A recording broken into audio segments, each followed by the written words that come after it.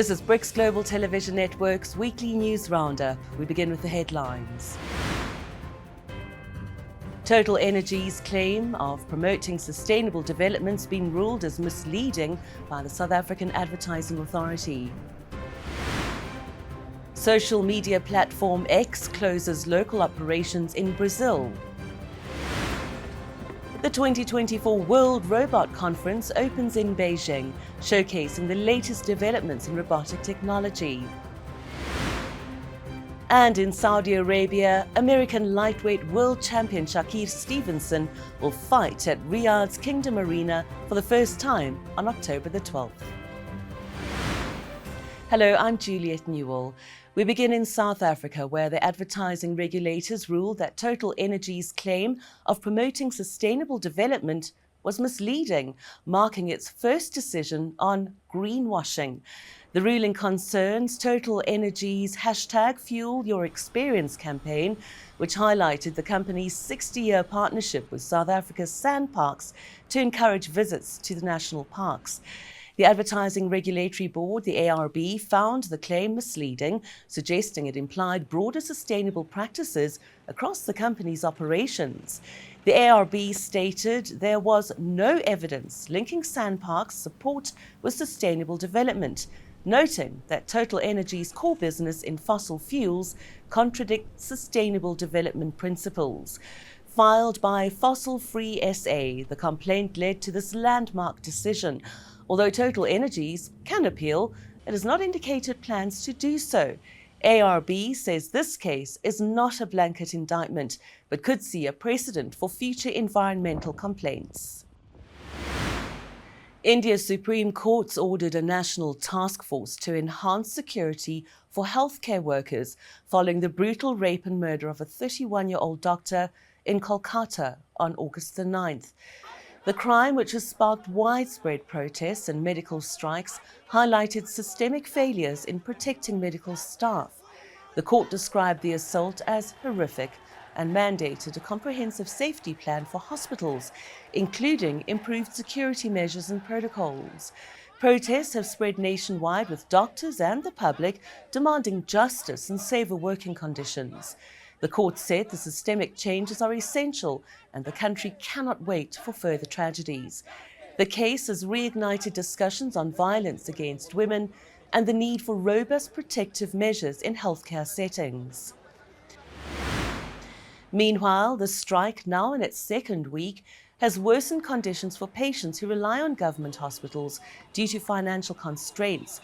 The unrest exacerbated patient suffering, with many struggling to get critical care as the protests continue. This next story contains visuals that might be upsetting for sensitive viewers. Staying in India, a blast at a pharmaceutical factory in Anakapali, Andhra Pradesh, this week has killed at least 17 people and injured 34. The explosion, reportedly caused by a gas leak hitting an electrical panel, has led to severe injuries, including chemical burns, with survivors seen in agony before losing consciousness. Rescue operations have been concluded and all individuals have been accounted for. Prime Minister Narendra Modi has expressed his sorrow and announced a compensation of $2,380 for each victim's family. In Brazil, the city of Porto Velho in Brazilian Amazon has been shrouded in thick smoke from forest fires for days, making it difficult for residents to breathe.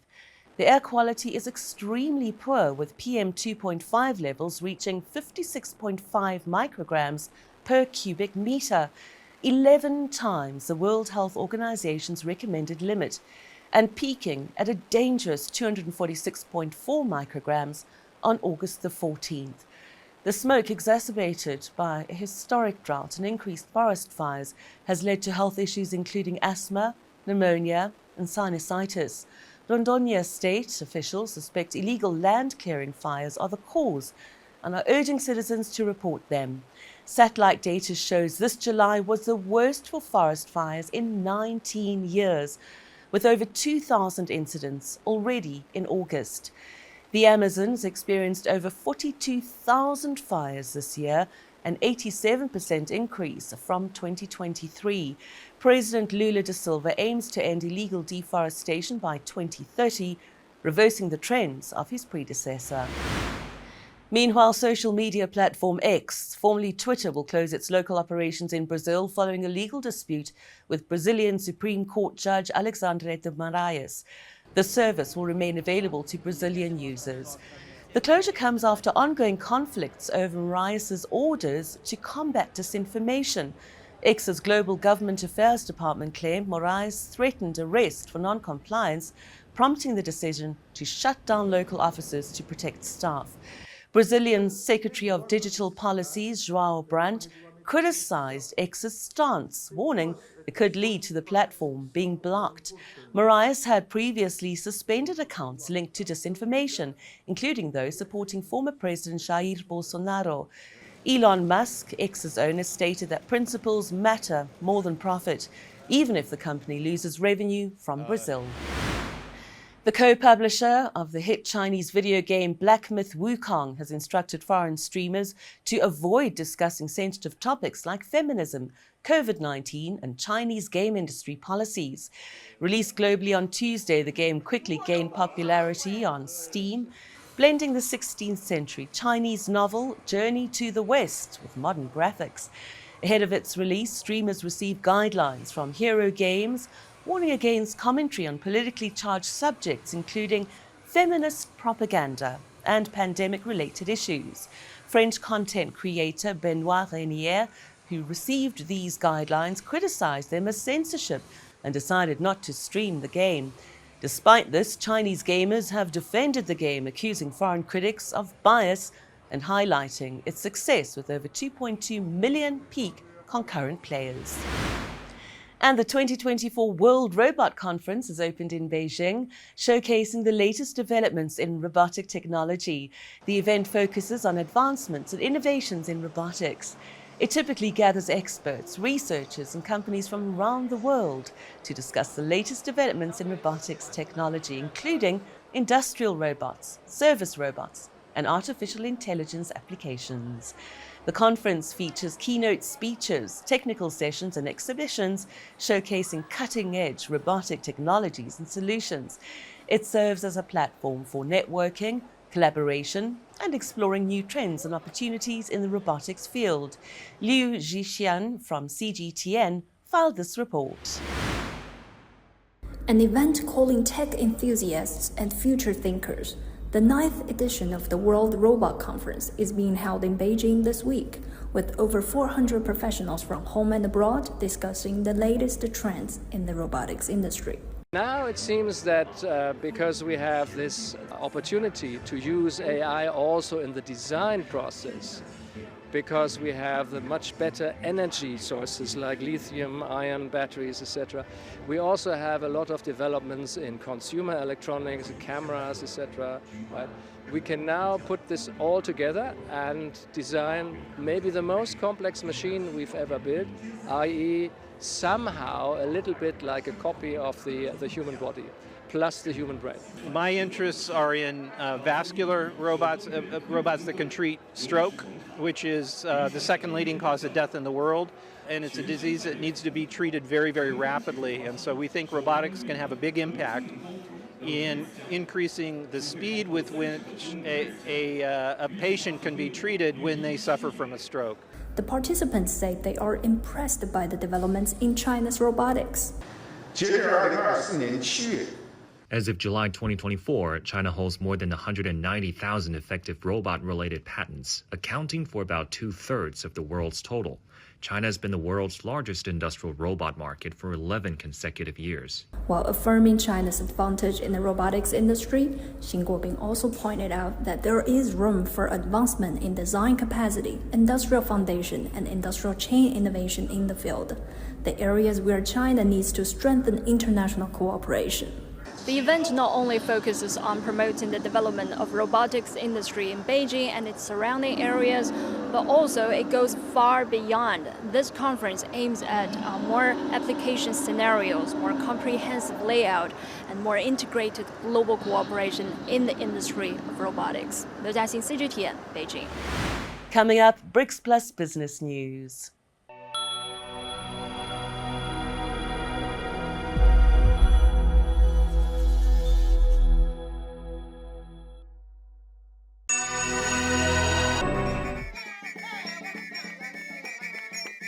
For many, dance in Africa is a rich cultural expression, serving various purposes like entertainment and religious rituals. However, over thousands of years, dance in Africa has been used as a secret way to communicate, sometimes during birth and death, frequently to each other, and at times directly to the gods.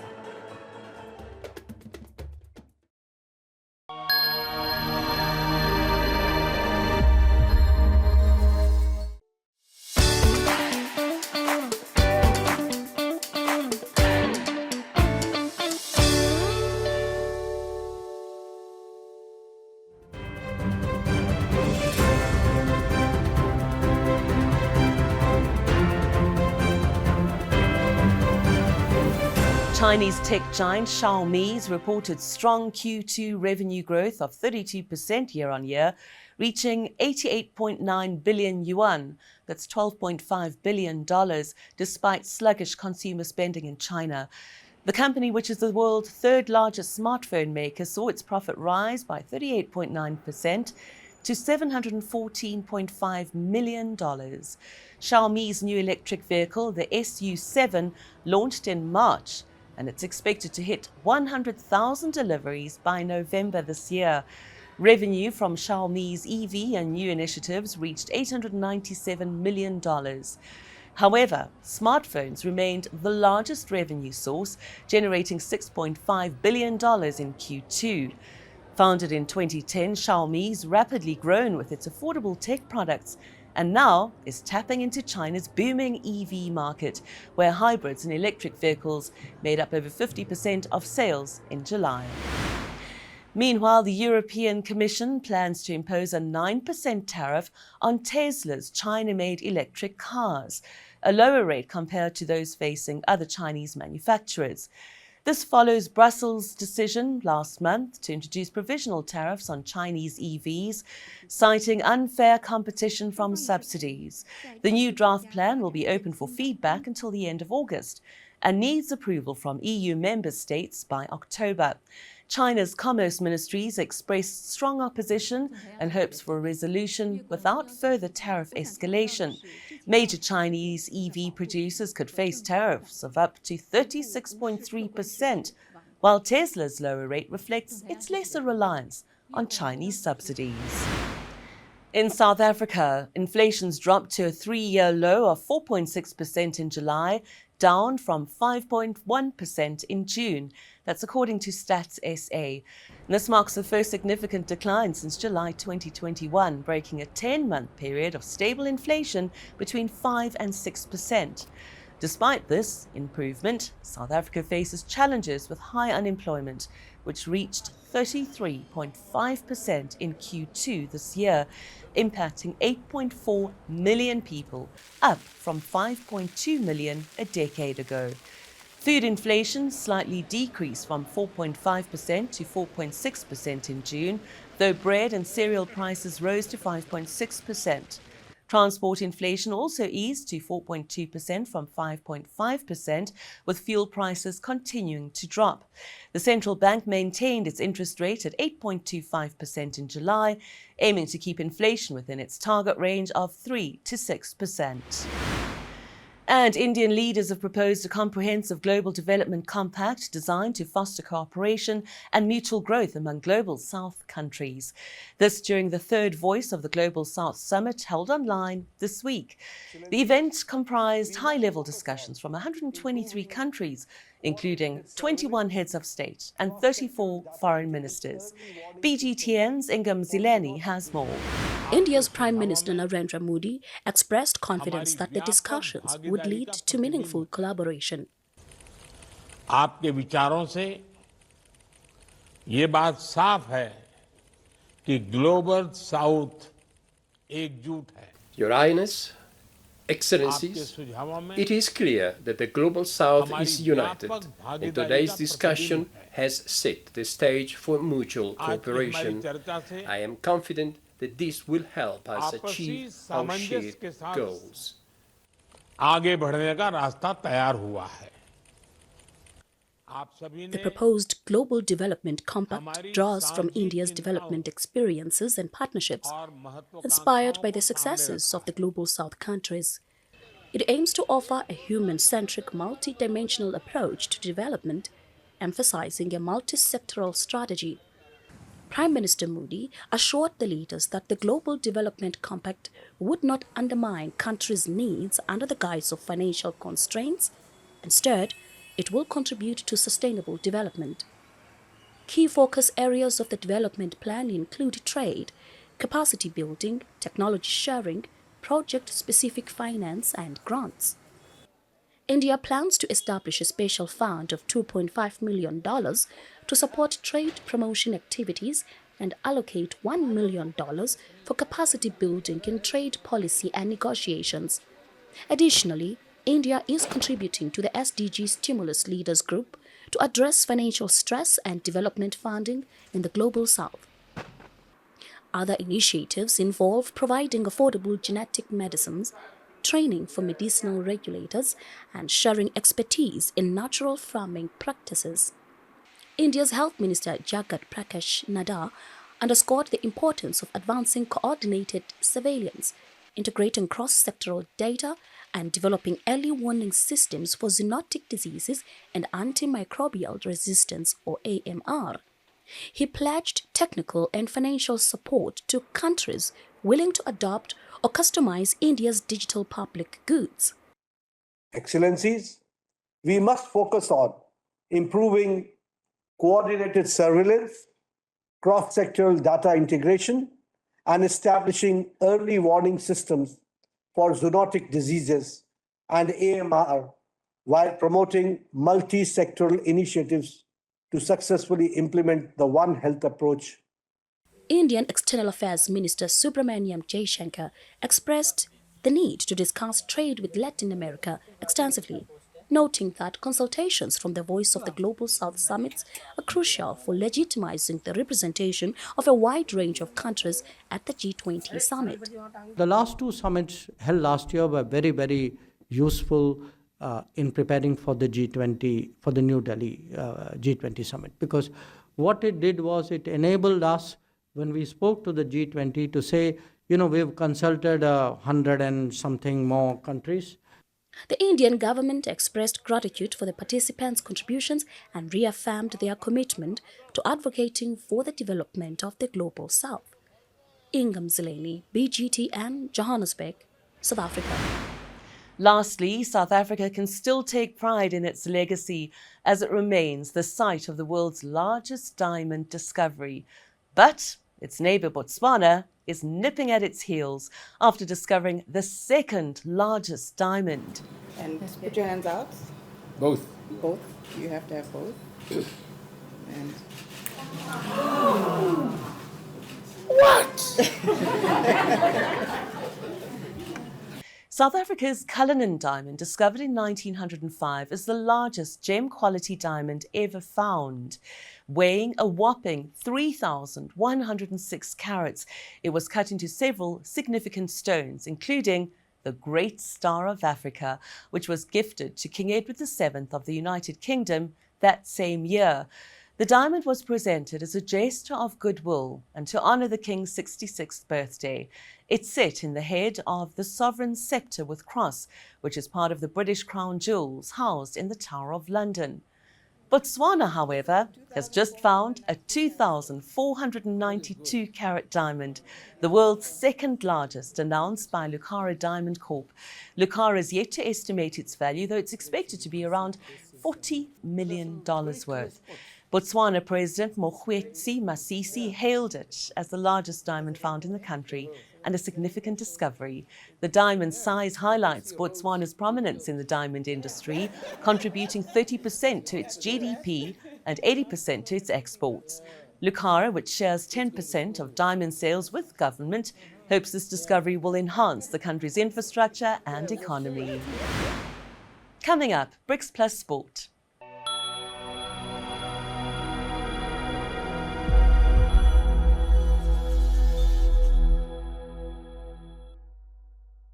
Well, here we have it. Time to turn things around. You caught the taxi and watched the money drain out of your account. Now we're going to pay you if you are lucky enough to catch our taxi. Small problem. You've got to know a few things about BRICS. No, not the stuff you build your house with. Welcome to the BRICS on Wheels show.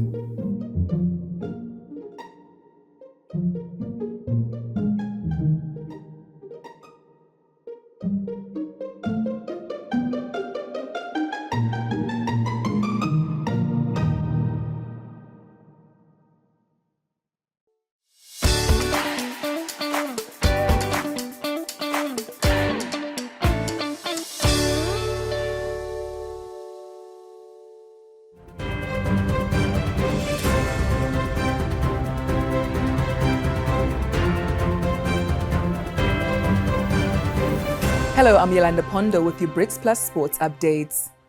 We begin in South Africa with the country still celebrating UFC middleweight champion Dricus du Plessis' win in Perth, Australia last weekend, maintaining his title. BGTN sports correspondent Ben Ricozzo has more.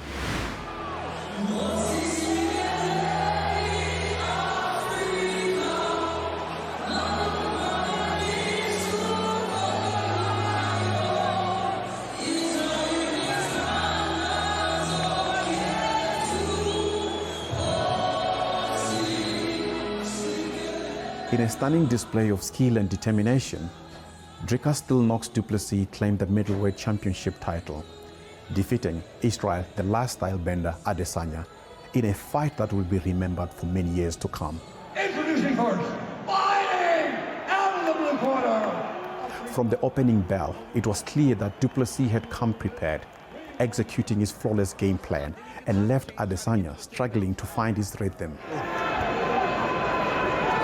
There yet. As the fight progressed, du Plessis seized the control, landing decisive blows that ultimately secured his victory and championship belt when he submitted the lifestyle bender in the 4th round. Little Max Holloway downward point, big right hand. Choke.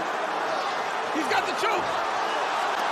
Du Plessis. Oh, he gets it done.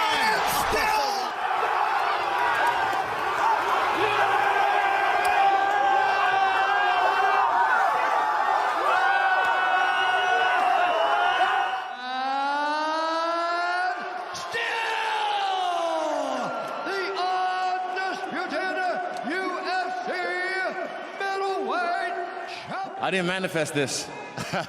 To be honest, his toughness, I already knew he was going to be tough and hard to put away, and I was cracking him, but yeah, I already knew he was going to be tough, so it wasn't a surprise.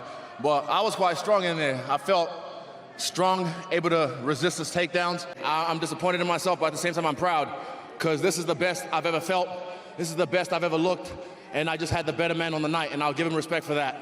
Du Plessis defended his title with the same tenacity and skill that earned him the championship earlier this year against Sean Tarzan Strickland in Toronto, Canada, proving his dominance in the division. Here is Dricus' reflection on his fight against Adesanya. Tonight, Africa would have won regardless. But tonight, South Africa was the victor. It was an honor for me to share this cage with a legend like that. I have the utmost respect for him, warrior to warrior. Izzy, if you decide to retire tonight, thank you. As South Africans eagerly anticipate the return of their middleweight champion, Dricus du Plessis, word is already spreading that Sean Strickland is preparing to challenge him for the title. The potential showdown between the two formidable fighters is already generating a buzz, promising a clash of style that could test du Plessis' reign as a champion. With the nation rallying behind their champion, the prospect of this high-stake bout is surely to captivate fans and set a stage for another electrifying chapter in the middleweight division. I am Ben Ricozzo, BGTN.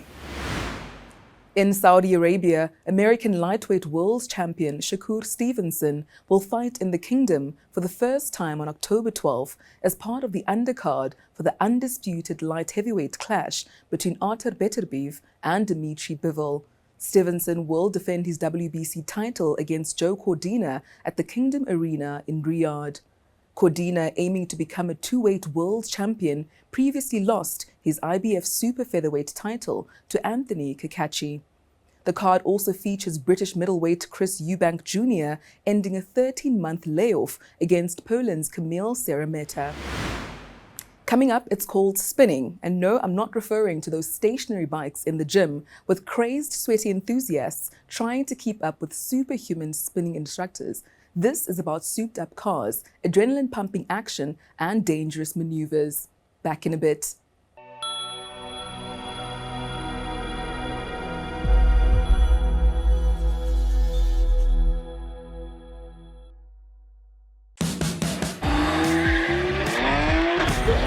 I love living on the edge. This is the only thing that there was for me. I've been doing this for over 16 years. Wasn't that fashionable for a white woman to go into Soweto? There's a degree of commitment and levels to come back. Spinning is a sport, but more entertaining. A remarkable run, a new fastest time. It has never been seen before.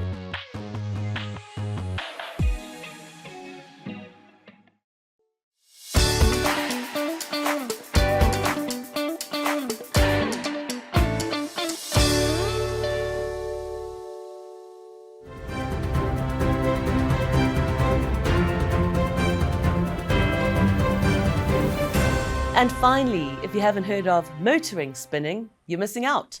So what is it exactly? Well, spinning originated in Soweto, South Africa during the late 1980s. Initially performed as a funeral ritual involving stolen cars to honor the deceased. By the early 1990s, it moved beyond its criminal roots to include drag racing and stunts.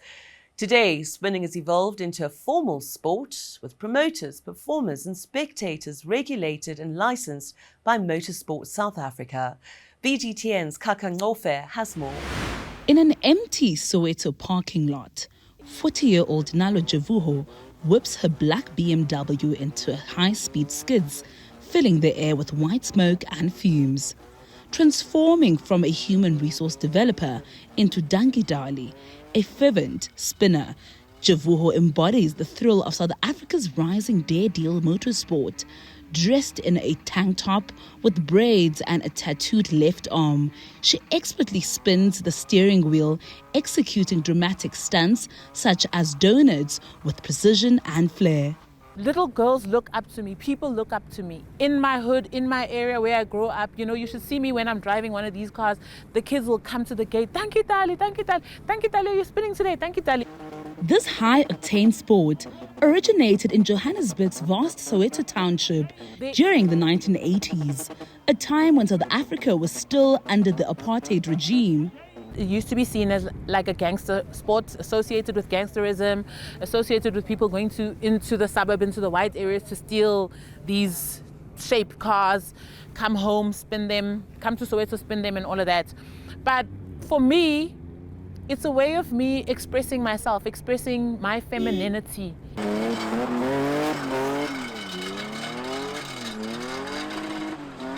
The underground image of spinning transformed a decade ago when it was officially recognized as a sport. Today, it boasts a growing fan base and major brand sponsors across Southern Africa. In its most extreme form, passengers or even drivers will exit the spinning car, performing stunts while hanging from the window or roof to captivate audiences. But she makes one thing very clear. She's a proudly female spinner, and she's not one of the boys. There isn't a lot of us females in the spinning industry in the entire South Africa in comparison to the men. The event buzzes with a festive atmosphere as hundreds of spectators, some with coolers and cheeser pipes, cheer for spinning crews from across the country. The intoxicating mix of noise, burning rubber and exhaust fumes fills the air. Among the 24 participating cars, some lack hoods or windscreens, and one even resembles a New York taxi. As the sport gained recognition, spinning transitioned from the streets to a dedicated arena that offers better protection for spectators. I think it's a very unusual. For some people it's just a hobby, but it's an actual culture. I am learning today is my first time. We need more of this.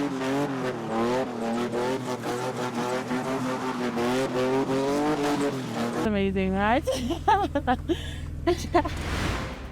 And that's it for this week. We'll be back again next week with more BRICS Plus news. In the meantime, why don't you visit our website and social media for daily updates.